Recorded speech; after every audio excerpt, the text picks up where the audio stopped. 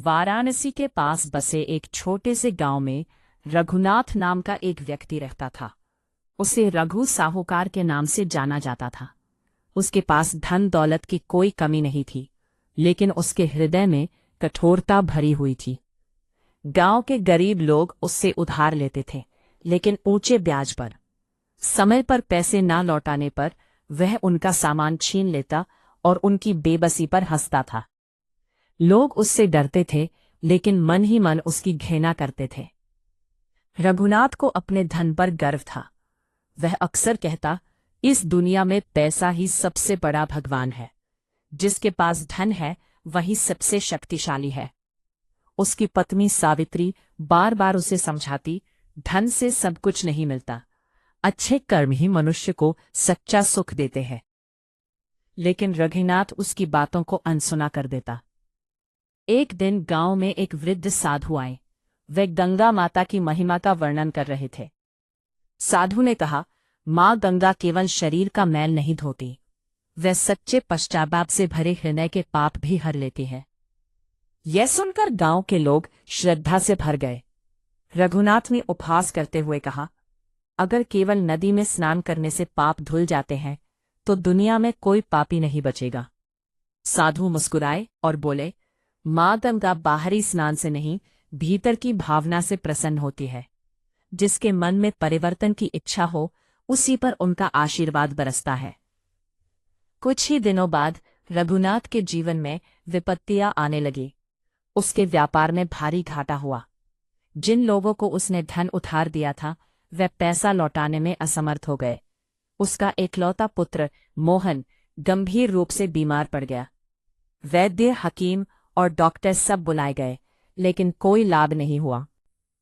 रघुनाथ पहली बार भयभीत हुआ। धन होते हुए भी वह अपने बेटे का इलाज नहीं कर पा रहा था। सावित्री ने कहा, अब भी समय है, माँ गंगा की शरण में चलो, उनसे प्रार्थना करो। अपने पुत्र के जीवन की चिंता में डूबा रघुनाथ सावित्री और मोहन को लेकर वाराणसी पहुंचा। सुबह का समय था।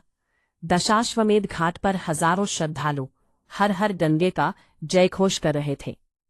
मंदिरों की घंटियां बज रही थीं और वातावरण भक्ति से भरा था। रघुनाथ ने पहली बार उस पवित्र दृश्य को श्रद्धा से देखा। गंगा के शांत जल पर उगते सूर्य की किरणें पड़ रही थी, जिससे जल स्वर्ण जैसा चमक रहा था। ऐसा लग रहा था मानो माँ गंगा अपनी संतानों को आशीर्वाद दे रही हो। वह सीढ़ियों पर बैठ गया।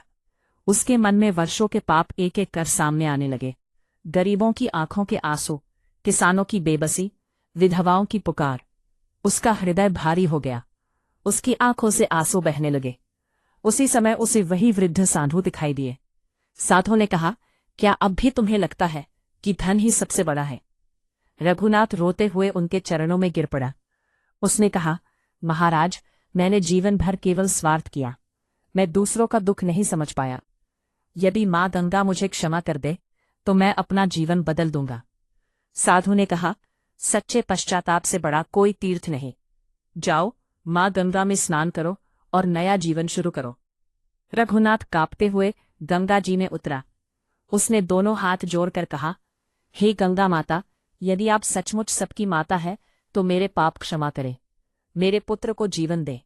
मैं वचन देता हूं कि आज से किसी का शोषण नहीं करूंगा।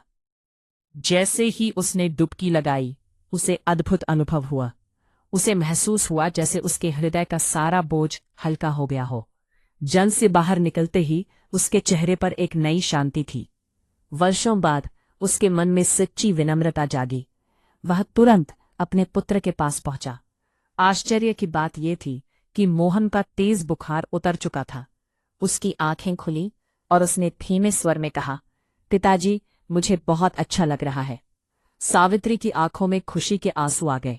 उसने गंगा माता को प्रणाम किया। रघुनाथ निश्शब्द खड़ा रहा।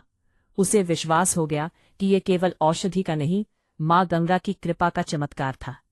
गांव लौटते ही रघुनाथ पूरी तरह बदल चुका था। उसने गरीबों के कर्ज माफ कर दिए। जिनका सामान उसने छीन लिया था, उन्हें वापस लौटा दिया। उसने गांव में एक धर्मशाला बनवाई और यात्रियों के लिए निःशुल्क भोजन की व्यवस्था की। हर वर्ष वह वाराणसी जाकर गंगा माता का आभार व्यक्त करता। धीरे धीरे लोग उसे नए सम्मान से देखने लगे। जो व्यक्ति कभी भय का कारण था, वही अब सहारा बन गया। रघुनाथ स्वयं कहता, माँ गंगा ने केवल मेरे पुत्र को नहीं बचाया, उन्होंने मेरे भीतर के पापी को भी नया जीवन दिया। वर्षों बाद जब रघुनाथ वृद्ध हुआ, तब उसने अपने पोते पोतियों को गंगा माता की महिमा सुनाते हुए कहा, मनुष्य से गलती हो सकती है, लेकिन सच्चा पश्चाताप और अच्छे कर्म उसे बदल सकते हैं। माँ गंगा हमें यही सिखाती है कि पवित्रता केवल जल में नहीं, हृदय के परिवर्तन में होती है। उस दिन से गांव के लोग गंगा माता को केवल एक नदी नहीं, करुणा और क्षमा की जीवित मूर्ति मानने लगे।